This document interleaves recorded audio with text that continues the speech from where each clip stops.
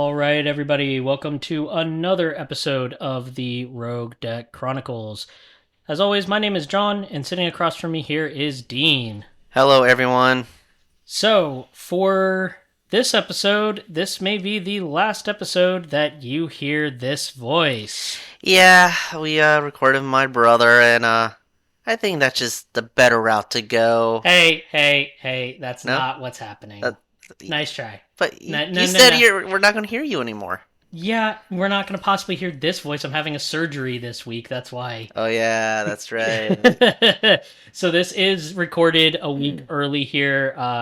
So that's why our content may be a little bit out of date here for the last 2 weeks, just because we are prepping on me having a surgery here that may or may not change my voice a little bit, but I'll still be back on the podcast here. I mean, I think Dean would be a little lost here without me on the tech side. Oh, in every way imaginable. Trust me, I am the worst millennial you'll meet with technology.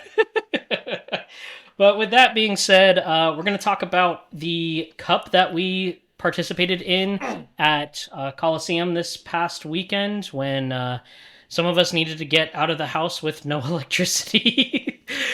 Yeah, it was definitely a nice break. Everyone there felt the same way. We needed Pokemon last weekend. It was for those out of the Tampa Bay area. Tampa Bay area got hit hard by Hurricane Milton, so some of us went a couple of days without power. One of us sitting here's car kind of got smashed. Ouch. So lots going on here, but Pokemon is always our escape. So we're happy to be here recording, doing what we can. So we'll talk about the cup that we participated in, and then we'll also talk about the Louisville Regional that happened this weekend. And our Rogue Deck of the Week actually happens to come from the finals of that tournament, because it was a deck that nobody thought was going to be there and do well. Yeah. Like, that was not on anybody's radar whatsoever. So we'll definitely talk about that here. But all right, so let's go ahead and talk about the cup. So, Dean, how was your cup experience? It was okay. I know, spoiler alert, John had a better experience than me, but we were both in a win-in position, so there's that. At least John just happened to do better than that than me.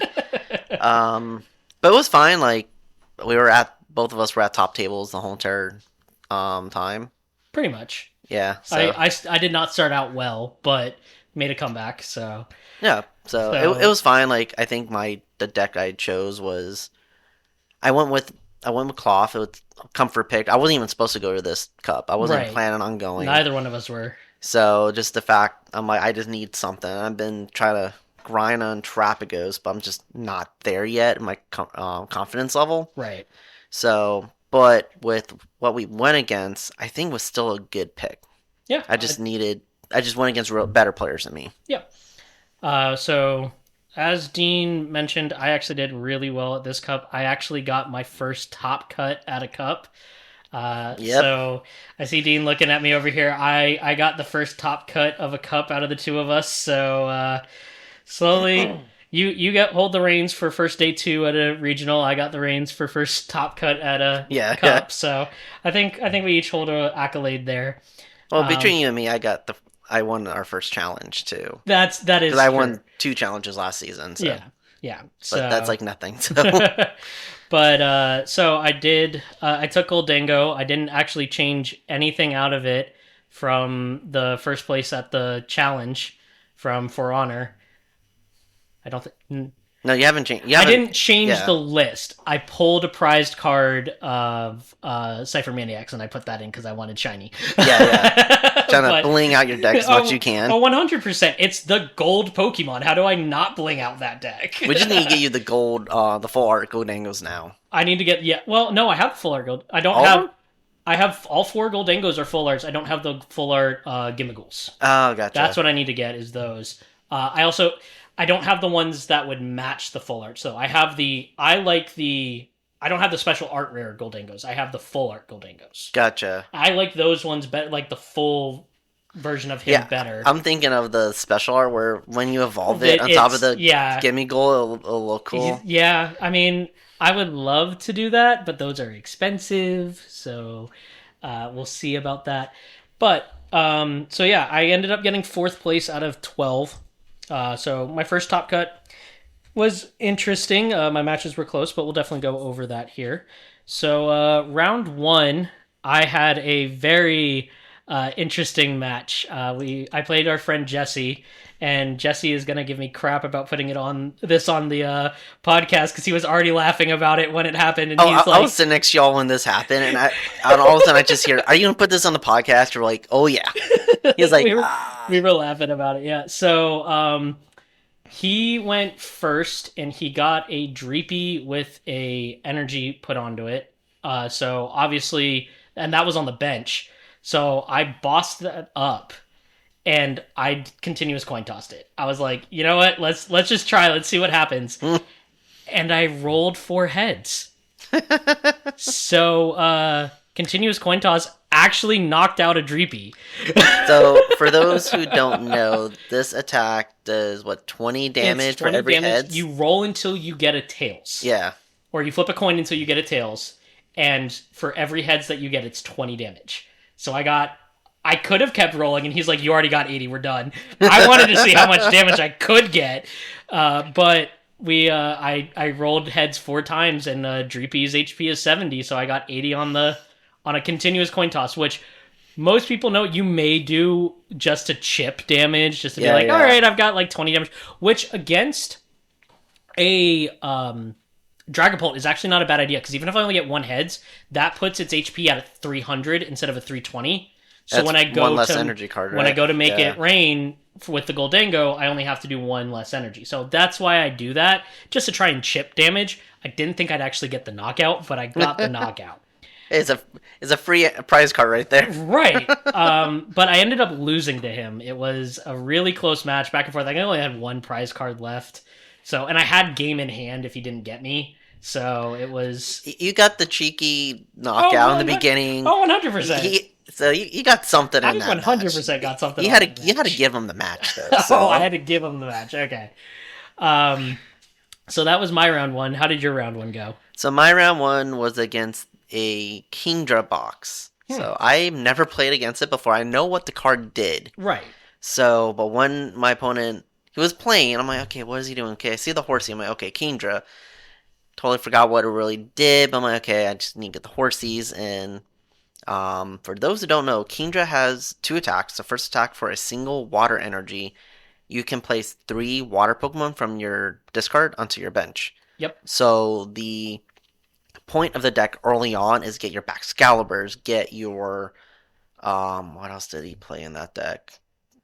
I just saw spoiler alert, I played this same deck a little bit later. I only saw it's really for your Baxcalibur and like your non-EX Kingdra too. Yep. Because that has a useful ability, which he did against me multiple times. Yep. So you get those on your bench, and then you don't have to worry about evolutions. And really, it's in this format that's a good idea with this deck because of the TM Devolution, or De-Evolution, or whatever it's pronounced. You can't use it because it doesn't have any basics underneath it. Right. So it just nullifies the attack. Which normally, whenever you're playing up against a deck that has Baxcalibur in it, you're using that because it's like Chen Pao as an example. Yeah. That shuts down the Chen Pao engine. Exactly, so yeah. That's what you're doing with Kingdra too, because Kingdra is about how many water energy you've got in play.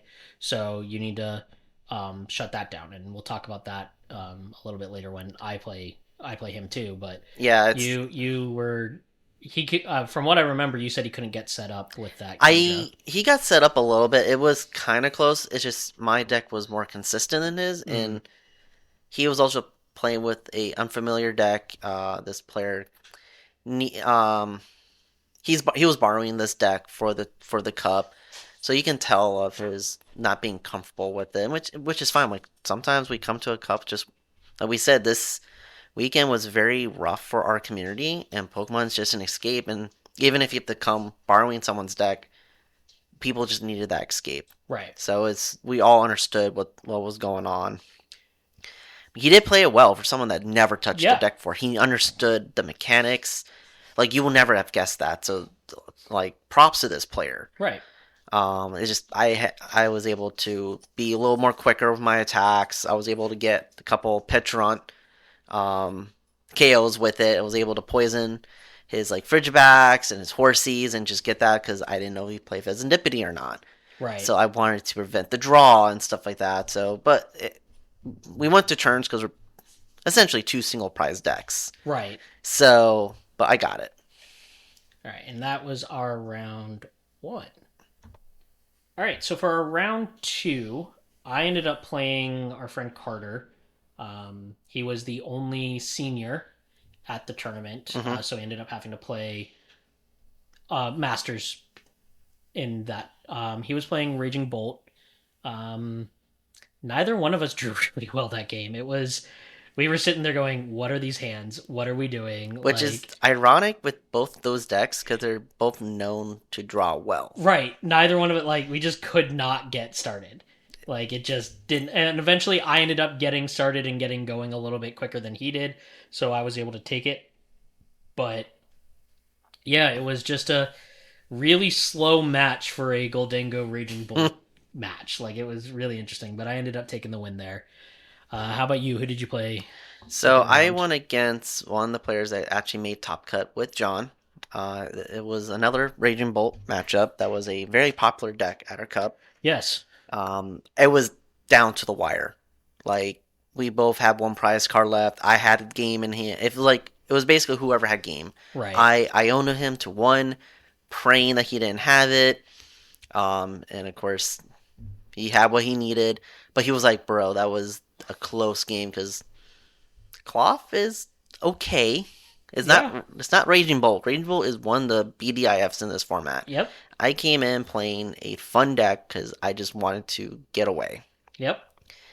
It just so happens I've been playing this fun deck for almost a year, and I just know a lot of the lines for it. And I'm just fairly well with it, which for Raging Bolt, it's a doable matchup because you do hit for that 210, and if you have the Sneasler and play with the poison, you do the 240 without it procting the Fezandipity out.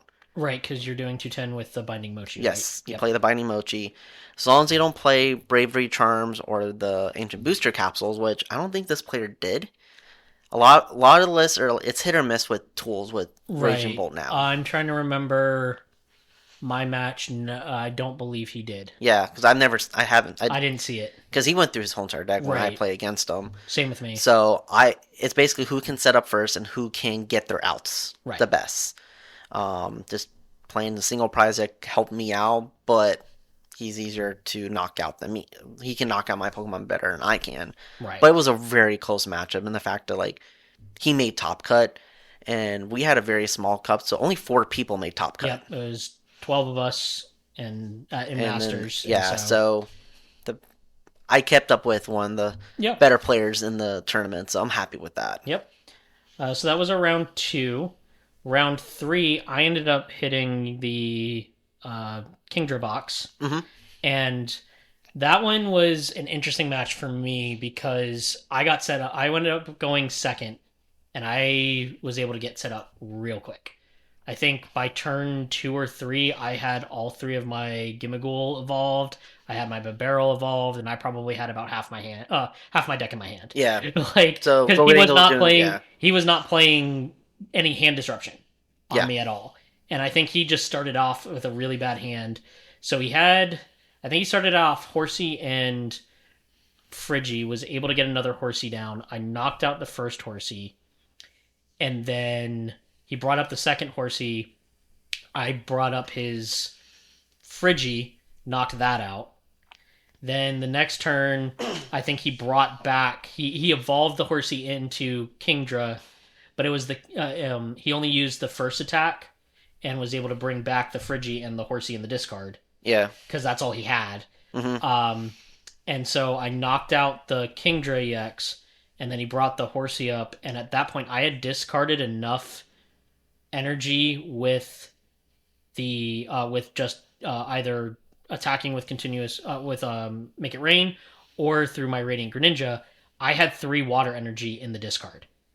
And I had Palkia on the bench. So I just evolved Palkia, brought up the Greninja, and Subspace Swelled for... Star Portaled. No. You Star Portal to get the 3... Star Portal to get the 3 onto the Greninja, and then I Moonlight Shurikened the Horsey and the Friggy for the knockout. Yeah. And I was like, I never thought I would Moonlight Shuriken to win a match with Goldanko. Oh, that's why it's there. That is why it's there for one prize decks. But it was just am I really playing this line right now? Like, and I would say that's one of the big drawbacks of this Kindred deck, is because you start all your basic Pokemon are very low HP. Oh yeah, the Friggy is like the highest HP Friggy I think you have is an 80 HP Friggy, and then the highest Horsey there is a 60. Yeah. So anything like that, like if you're playing up against Dragapult, your Horseys are gone if they get evolved fast enough. If you're playing up against anything that runs Radiant Greninja, they can Moonlight Shuriken. Mm-hmm. So it definitely is a deck that unfortunately has its downfalls. Like there's the concept of the deck is actually really cool. Oh yeah, I kind of want to play around with it when I'm trying to find a list, because if you can get set up, you have basically unlimited access for water, because it uses a Hydro Pump attack for the EX, so you're not discarding. It's just based on how many it has on the active. The baby Kingdra is a pretty good attacker too, and as long as you can mix and match what other attackers you can have, I feel like it can actually be a fun deck to play for a local league, or even maybe a challenge. A cup, I think it's just missing some key pieces for it to be at that next level. Yeah. But I'll say this again with him. You cannot tell that that was the first time he touched that deck. No, it was. He played it very well. He was trying to do everything he could against me. He just could not get set up. Yeah. And I was able to take advantage of that. So. And it is what it is. Like, if you can't set up, you can't set up. That's what happened with me with round 4, which we'll talk about. But my round 3 opponent, I went against Blocklax. Yeah. He went first. I played my turn, and he was like, "I can't win this because I can just poison him." Yeah. And the whole point is you just keep poisoning with Radiant Sneasler. You're slowly chipping. You're doing more damage to him than you're taking yourself. So it doesn't matter. He's not going to attack. Mm-hmm. And so my first turn, I got Electrode, Brute Bonnet. He got the cloth on me because he used a company fluid, and he got the cloth. And he was deciding if he wanted to put that in play, too. Right. He was, like, staring at it. I was like, should I? He's like, yeah, go ahead. I went. I got everything set up that I needed because I just had it in hand. He was like, I'm done. Yeah. And I felt bad for him because it sounded like he had a rough tournament. He was like, I'm out of here. Yeah. He's a great guy. Sometimes that's just what it is. Oh, yeah. Yeah. I mean, I hate to say it this way, but Blocklax is good in some regards, but it's also like you got to be ready for decks to be able to work around you. It's been around for so long that people are starting to figure out ways to work around.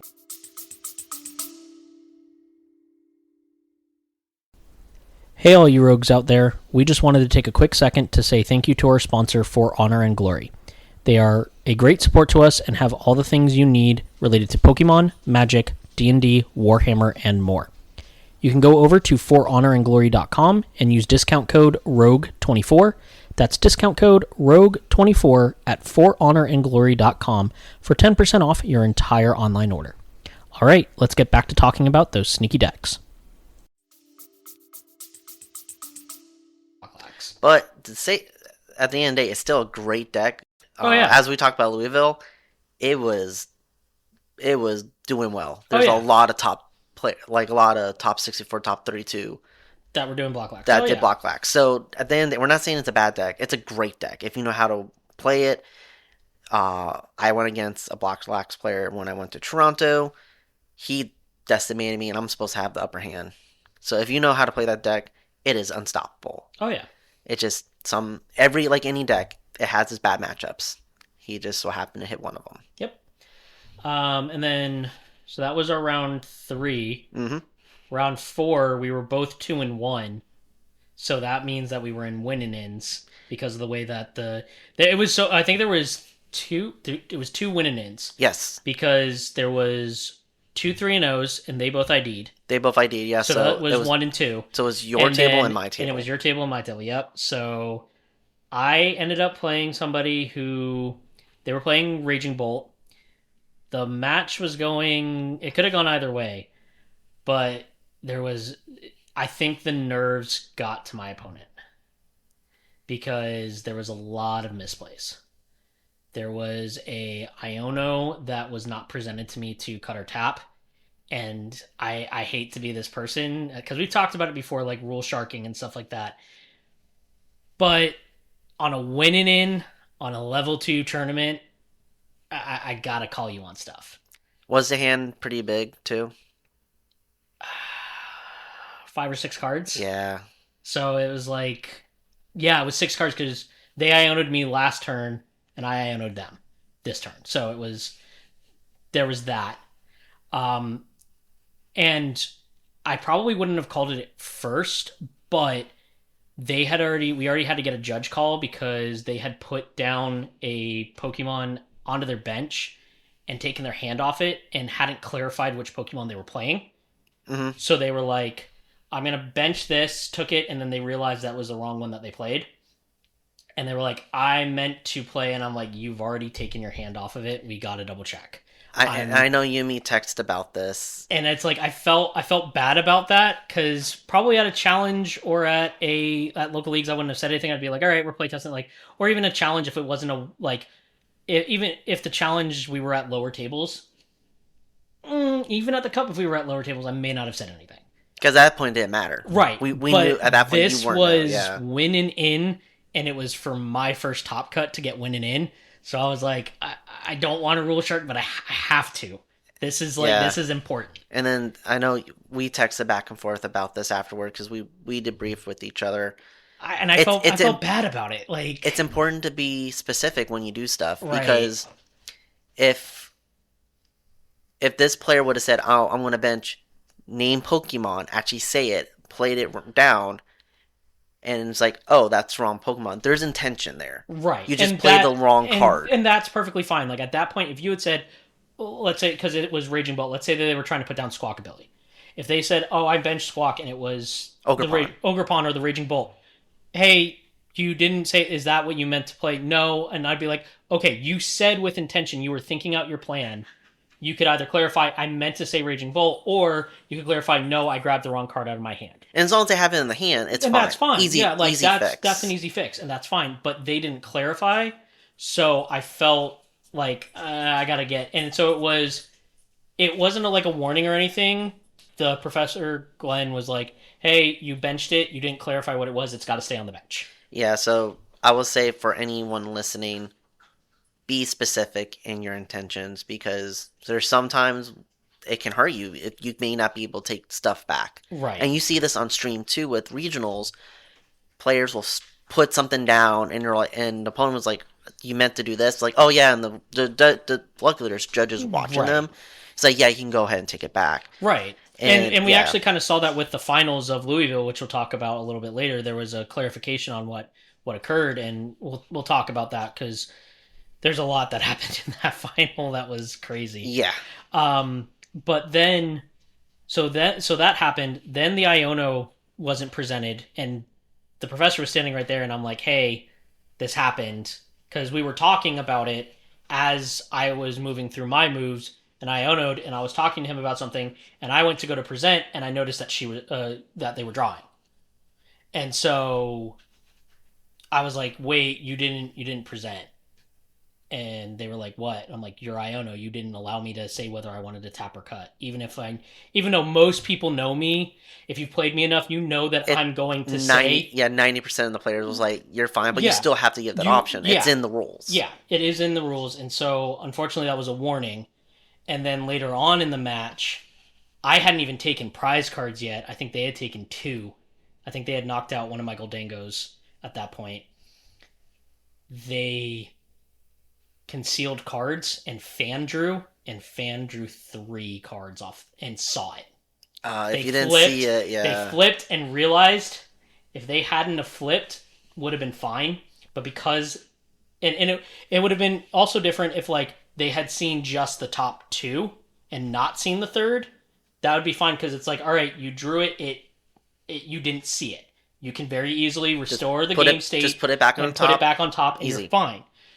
They saw the first card when they flipped, which was the third card. So at that point, they had already gotten a warning during the game. They'd already done a misplay. That was another misplay that ended up being a double prize penalty, and I was able to knock out their Raging Bolt that was in the active with one, and then I had Palkia evolved, so all I did was Night Stretcher. She had a full bench, I had a full bench, and Subspace Wall for knock. Star Portal, Subspace Wall for knock. Yeah, it felt like even though it gave me my first top cut, like, I don't like winning that way because I know how it feels to lose off of misplays. It's happened to me multiple times. Mm-hmm. And so I felt really bad that happened, but it was also the whole entire match was misplays. It was one thing compounding. And I couldn't, like... It is what it is. Yeah. We've all been there. Just so happened to be a win-in situation for both y'all. It's just learning how to handle your nerves, not play quick, because that's the problem with playing cups too. You only get 30 minutes. Yeah. And you, with the win-in, with the pressure, you're being more methodical, you're thinking a little more, so the time is against you even more compared to even the other rounds. Right. I will still always state, and this is my philosophy on it, and maybe it's just because I've learned this through playing sports. So, like, in softball, if I overthink a play of where I need to go with the ball or where I need to throw the ball or how I'm going to ground it or anything like that, I'll overthink it and I'll misplay there. I'll miss my throw, I'll overthrow somebody, and then we're dealing with extra runs being scored. Yeah. So, like, that's kind of the same thought process that I have when I go into a stressful situation with Pokemon as well, is like, hey, you know, if you overthink it, if you try to rush this, you're gonna mess up. So even though there's a time crunch, take a second, work through it, slow down, because it's better to make sure you play out your plays correctly and go to time and give yourself a chance to win in turns than to play too fast and misplay and then shoot yourself in the foot, basically. Yeah, and with, like, the deck that your opponent was playing, you have time. Right. It's a very quick deck. A lot of people thinking, like, oh, I need to go. It's like, know your matchups. Turbo is in the name does not mean that you need to go turbo. Exactly. Take all 30 minutes. Like, that's why we have the time. Make sure you're not slow playing by any means. But, like, if you need to think, give yourself that opportunity to think. You can be methodical without being slow. Exactly. So that was my round 4. Your round 4. I was there. Really? So, I knew I had a rough start. My opening hand for my Cloth Electro deck was 2 Brute Bonnets, a Ursaluna, the Bloodmoon Ursaluna EX, a Night Stretcher, a Nest Ball. It was like basically my whole hand was garbage.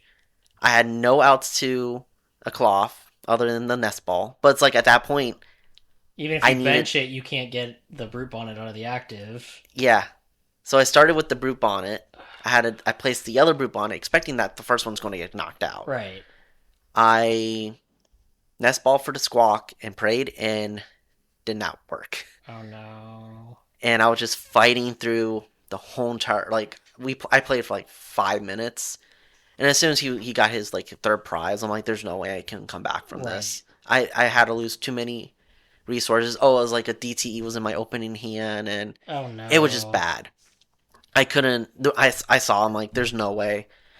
As soon as he got his third prize, I scooped him, like, you have this, man. I can't do it. And it was against another Raging Bull too, so it was a good matchup for me. Yep. And the list he was playing was actually interesting. He was playing with the Noctowl. Huh. Okay. With Glass Trumpets, which makes sense for Raging Bolt. I can't believe a lot of people are not playing it like that. Because you Glass Trumpet to the Noctowls. Yeah. The And then, Noctowl ensures that you can go get a Sada turn 2. yeah. And then I you didn't even think about that. Yeah. and then instead of relying on just having the energy on your Ogerpon, you have other Pokemon to place energy in other ways to discard for Raging Bolt. I didn't think about that. That's actually a really good. And then when you discard it, use Glass Trumpets to recycle the energy again. Yeah. It's That is actually, really interesting. It's actually a pretty smart play. That is interesting. Huh. I'll have to think about that.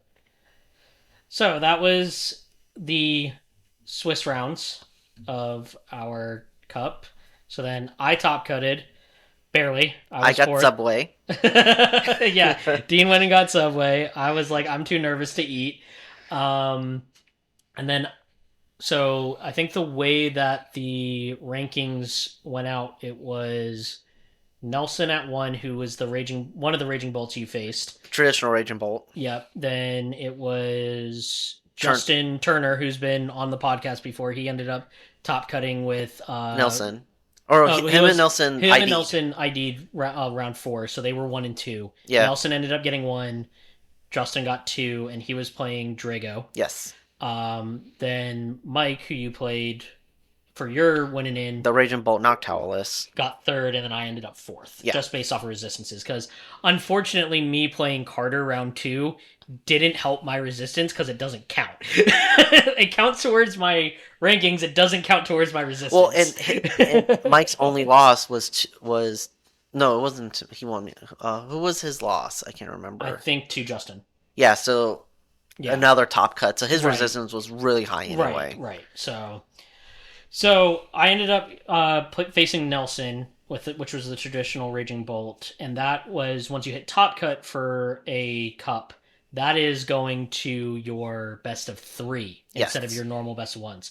So that was the first time I had played best of 3 since Orlando Regionals.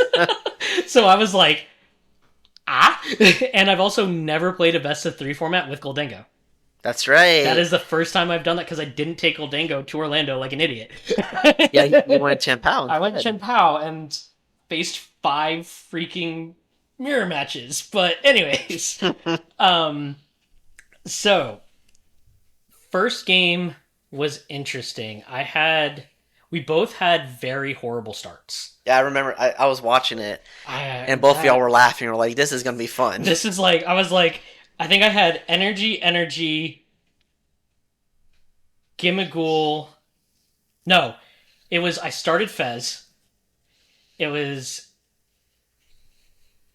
started Fez that one, because the second match was, my prizes were horrible.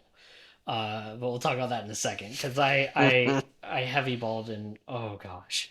But I started Fez. I think I had I top decked an Irida to actually start. I went second and I top decked an Irida. Well, there's that at least. He squawked and he was able to get squawk and it just wasn't good. Like he was slow to start, and then I top decked an Irida, so I was able to go get Greninja and then Buddy-Buddy, and then Buddy-Buddied in. So I started getting set up.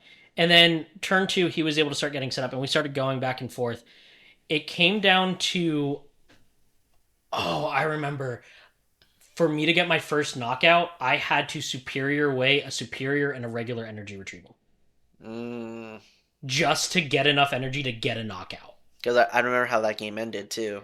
So, yeah, because I had 1 superior in the prizes, and I couldn't end up getting it. So I was low on resources, and I ended up, the way that game ended was I was down to 2 prize cards. He was down to 2 prize cards. I had the energy and a superior in hand, but I didn't have enough cards to attach for turn and then go get everything. So I Iono'd down to 2 and prayed that I could Fez enough, and I didn't get the energy back. So I could superior, and I did it for 200, and I was like, I Iono'd, so I was praying that he couldn't get what he needed, and because he needed the Sada to get it back. Yeah. And he Fezzed into the Sada. And I was like, because I knew he didn't have the energy in hand off of 2. There's like no way that you have the energy to Teal Dance to get, like, you just couldn't get it. And he was able to Fez for the Sada, got the Sada, and off the Sada was also able to get energy retrieval to Teal Dance twice for enough to get the energy. Yeah, as soon as you did that, you were like, yeah, okay, game 2. Well, yeah, I was like, yeah, you got it. So then, second game, I went second again, and I think that for Goldango, that is the right move. Mm-hmm. Because that gives me the opportunity to possibly go get a supporter, and it doesn't allow them to Sada. Yeah. Turn 1. So I think that's the move to ensure that I don't get donked. And like, also, like, if they're going to attack you, they're getting a single prizer at that point instead of 2 prizers. Right. Like, because I'm not evolving that first turn. So it's really and I'm not gonna bench the Fez, and I'm not gonna bench unless I am like doing math in my head really well, and I know that there's like a very low percentage that they can get boss to get the Palkia on turn 2. I'm not benching the Palkia either. So I'm not benching my two prize liabilities at that point to start off. And even if you have to, the likelihood that they need a Sada is much greater just to get their board going. So they can't Sada and boss at the same time. The only way they can get around that is Prime Catcher. Right. And you can't do anything about that. No, exactly. So I went second. I started with Heavy Ball. I went and looked. Gimmighoul, Fez, Palkia V. Well, at least we knew you weren't benching your 2 prizers. Yeah, I grabbed the Gimmighoul because I was like, I'm going to pray that I can get the Fez eventually. So, see, your strategy worked out. You're not benching your 2 prizers. Yes. In this case, you couldn't. Yes, but I needed the Fez and the Palkia later. It was just bad. Eventually, it got to a point. I think I took 1 knockout, so I got 2 prizes, and then he got his board set up to a point where he, no matter what I did, he had enough energy on the board that if I took the knockout, which I could at that point, but if he took the knockout, he would be able. If I took the knockout, he would be able to take the knockout next turn anyway. Yeah. He checkmated me. Yeah. So that one went a little bit quicker. But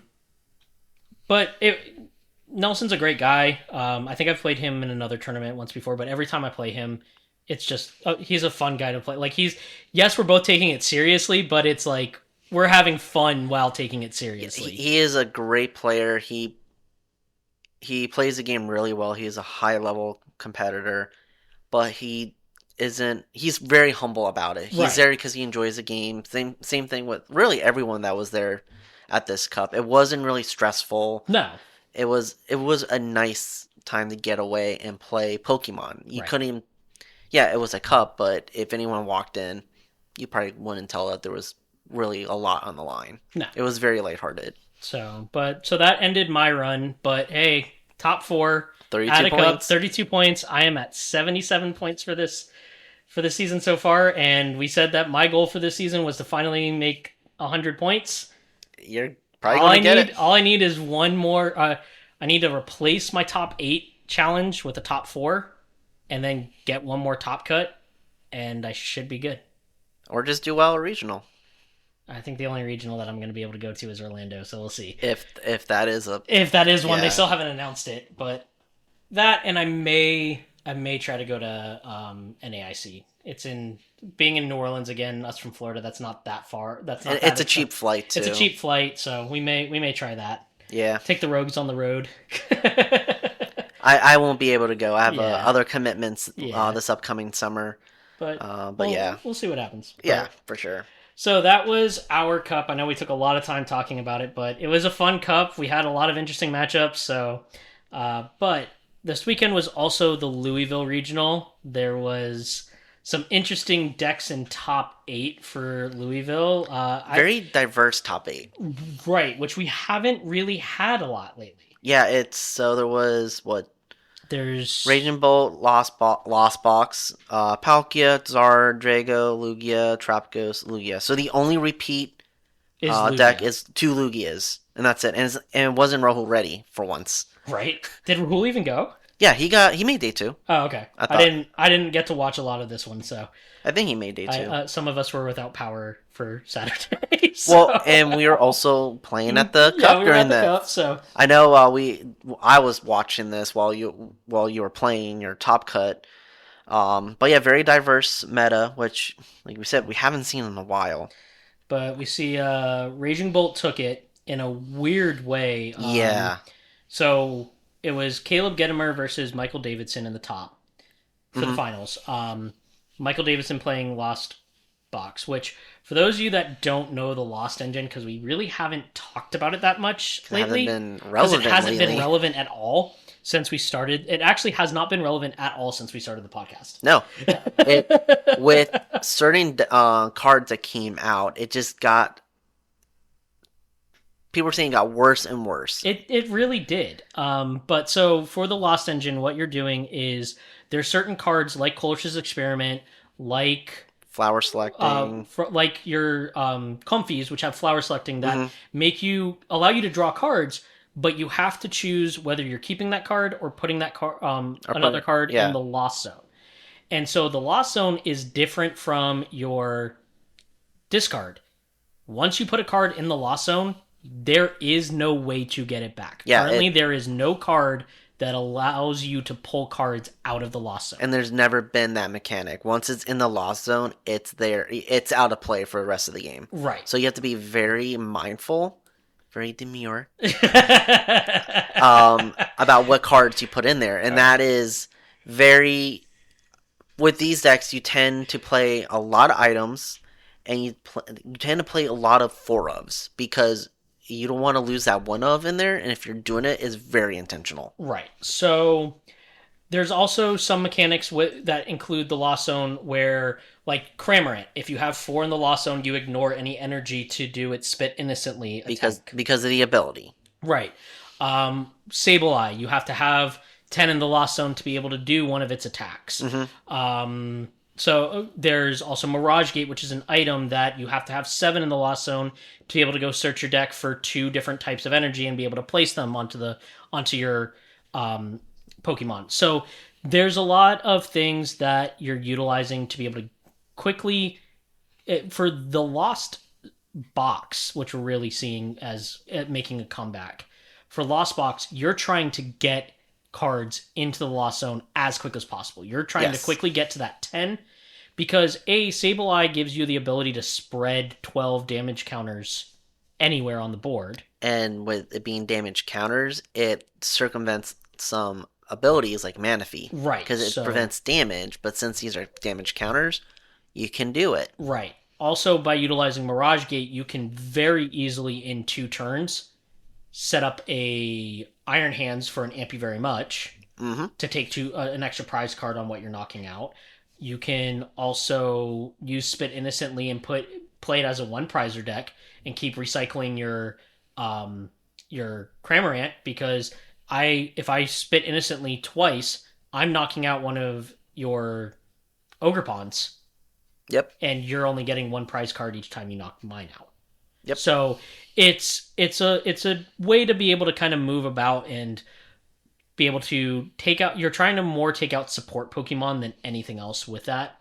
But you're playing it more as a 1 prizer deck. You use Bloodmoon Ursaluna to sweep out things.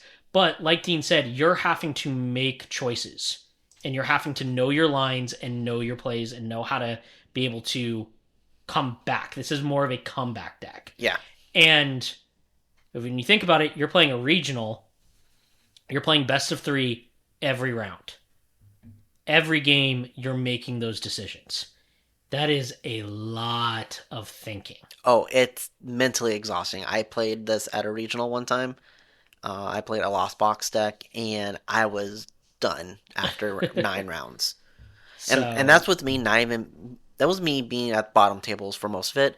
You're still making those decisions because it's still a regional. You're still playing 2 to 3 games each round. Yep. And yeah, I personally don't like the deck anymore. It's too much thinking for me. I like it. But it's a great deck.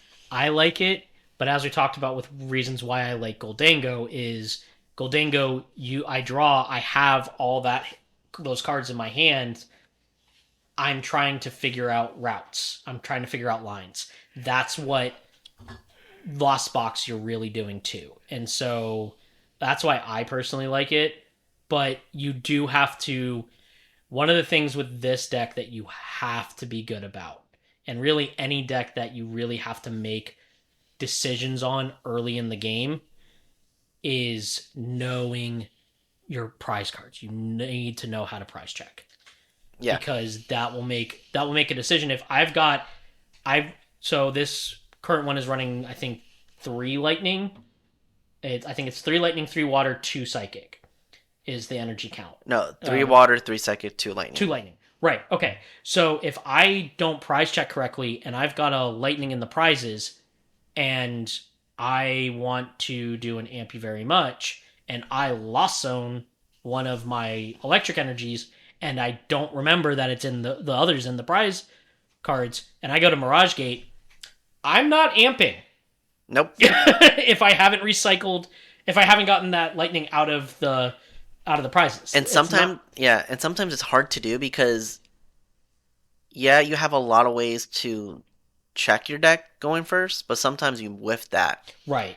So you're taking a shot in the dark, and if you're right, I mean with Buddy, so with Buddy and Nest Ball, with us running 4 of those, it's rare. It's rare, but even I'm saying like with Goldango, I've got to double check how many superiors I've got, how many energy I've got, how many of each of my Pokemon I've got. Like any type of deck that you are, I think you should prize check any deck that you're playing. But for those decks that you've got to make key decisions on early on in the game, even Raging Bolt, most of the time, I would recommend prize checking, because if you're going to squawk and seize, you got to know that you're putting a whole bunch of cards into the discard that you may not get back. Yeah. And you need to know what you have the ability to do.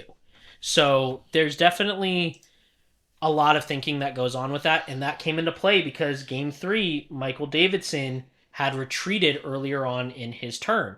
And he did a lot of actions afterwards. He did a lot of flower selecting. He did a lot of switching with cards. Switching, and then Colressing. So he's making a lot of decisions, and he had already retreated and then manually retreated again, and they caught that.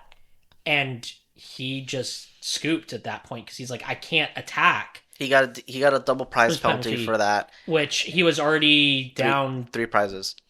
Yeah, so at that point there was no way he was going to be able to come back. And he recognized that. He had the good sportsmanship. It's like I can fight my way back, but it's wait when my board is, because he used a lot of resources too. Yeah, that turn he had used a lot of resources. So you gotta know what your lines are, and just like I said before, and they were in Game 3, and I think they still had 40 minutes left. Yeah, Game 2 lasted, 2 minutes? It was quick. It was quick. I don't think it was 2 minutes, but it was quick because Michael just couldn't get set up. Yeah, he had no Pokemon down, and Caleb was able to just knock out his only Pokemon. So he had time. I think if he would have slowed down, maybe he would have been a little bit better off.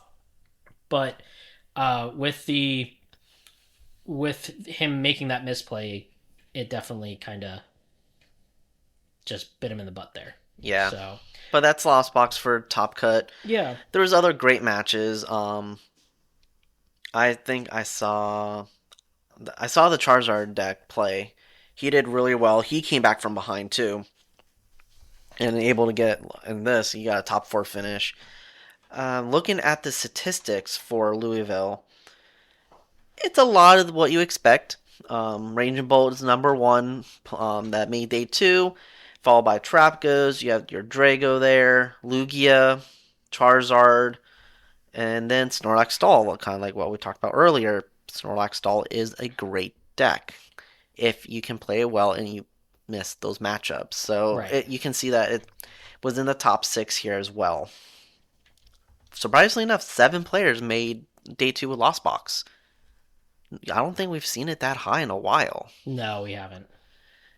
So, and then the Dragapult is there, Pidgey Control, couple Garwars, your Your Go and Go Dingus Yeah, is 4 people made day 2 with it. yeah. I'm looking at I think the highest one here. I'm trying to see. It was 55th, top 64. yeah. So that was the one I was just looking at. And a lot of the It other was a people hyper were aroma build. That's interesting. That's the one that I moved away from. That I don't know. I might have to take a look at that one, but it's definitely interesting to see some of these decks here. I mean, Iron Thorns. We see Iron Thorns, Quad Thorns making a comeback there with a lot, actually a decent amount making day 2. There. Yeah, 11 people. That's a lot. We see a Miraidon in there, a little bit farther down, but a couple of Miraidons actually. 3 of them. Yep. But yeah, so I mean, definitely. Which one of them is my buddy. He's still on the Miraidon kick, so I'm glad he is still. Oh, he still has that Thundurus in there. I remember being in Charlotte and he was telling me about that Thundurus. It has the adverse weather ability. As long as this Pokemon is in the active spot, prevent all damage done to your bench Pokemon by attacks from your opponent's Pokemon. Huh. And he was playing this back in Charlotte in January. That's and he was like, "Yeah, it's a great tech." And then you do 140, so you can you can knock out some Pokemon that are weak to lightning easily. Yeah, the only problem is you're doing 90 damage to yourself with that. Yeah, so you're not really. But it is only a 1 prizer, so yeah. If you're got in the active and you're attacking, you know it's gonna get knocked out with only 110 HP anyways. So I'm glad he's still on this. That's cool. This is what brought him to his Worlds last year. He played Miraidon for most of the season, and he's still on it. It's still a good deck for him, so I'm glad. Oh, he's doing the Mewtwo EX build with the Area Zero. Yep. For larger Raikou hits. Nice. Honestly, I think that's the way to go until Surging Sparks comes out. You have to play with the Mewtwo EX. You have to play with the Area Zero. I think the other stadiums don't work as well for this deck if you go in this strategy, because you want to rely on the Raikou, but you also have your Miraidon still, you have your Iron Hand still, so you still have good opportunities to really kind of diversify if you have to. And the Zapdos definitely helps out with math there. Yes. Too, so yeah. So. All right, but that was really the Louisville Regionals. Unfortunately, we didn't get to pay attention to it as much as we normally do to regionals, just because A, we were playing, and B, unfortunately, we had power outage issues there. But as we talked about, we said that the Rogue deck of the week would be based off of one of the finalist decks, and that is the Lost Zone deck. Yes. So we'll definitely include that into the show notes here, so that way you guys can see what we mean by the 4 counts. There's 4 Nest Ball, there's 4 Super Rod, there's 4 Buddy-Buddy.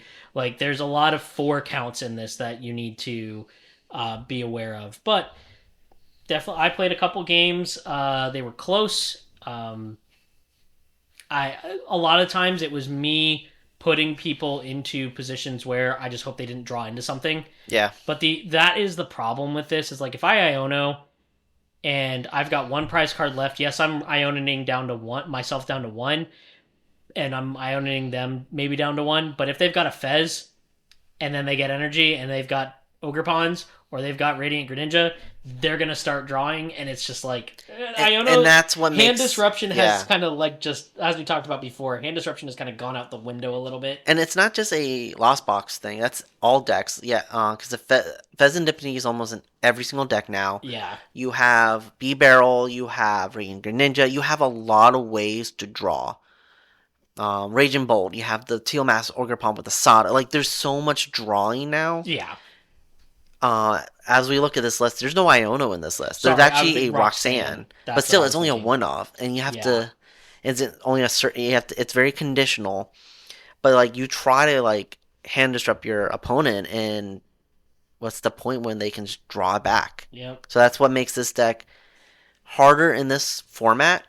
The fact that it got to the finals is, to me, impressive, and that 7 people made day 2 with it is impressive. Yeah. So, if you want to try it out, if this is definitely a think forward deck, as we mentioned before. But if you're looking to expand your skill, this is a good deck to try that with because it helps you with resource management, helps you with critical thinking. This is a nice deck to kind of increase your playing ability with for sure. Yep. But as we said, we're recording this a little bit early. We're going to be away from comms next week. At least one of us will be for a little bit. Yeah. When we come back, you may hear my voice be a little bit different. We're going to see how things go there. Let's see if he gets an accent.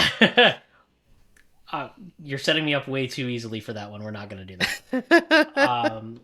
But with that being said, when we come back, we will be on Surging Sparks pre-release season, so we'll definitely have some comments about that. If you have any ideas for rogue decks for this new season, definitely reach out to us. Talk to us about that. But from my side, that's all. How about you, Dean? I'm good. We had a good weekend playing Pokemon. Good luck to the European Regional this weekend. I believe is in Gdansk. Yep. So we'll try to talk about that when we come back if we remember it, or depending on how Surging Sparks goes. But good luck. I'm going to try and watch some of those matches since I wake up early anyway, even on the weekends.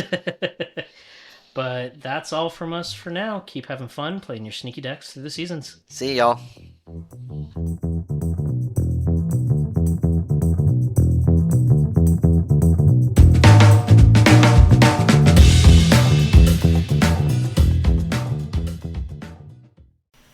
Hey, all you rogues out there. We just wanted to take a quick second to shout out our sponsor and one of our home leagues at For Honor and Glory. They have all you need for your card game and TTRPG needs. Some upcoming events they have are on Saturday, October 5th, the TCG Monthly League Challenge. On Saturday, October 26th, the Monthly Video Game League Challenge. Saturday, October 26th, also a Surging Sparks TCG pre-release, as well as Sunday, October 27th, the Surging Sparks pre-release, and Sunday, October 27th, also the Pokemon Go Cup and Pokemon Go Challenge. Remember, you can always go over to forhonorandglory.com and use discount code ROGUE24. That's ROGUE24 at forhonorandglory.com to receive 10% off your entire online order. All right, have fun playing your sneaky decks.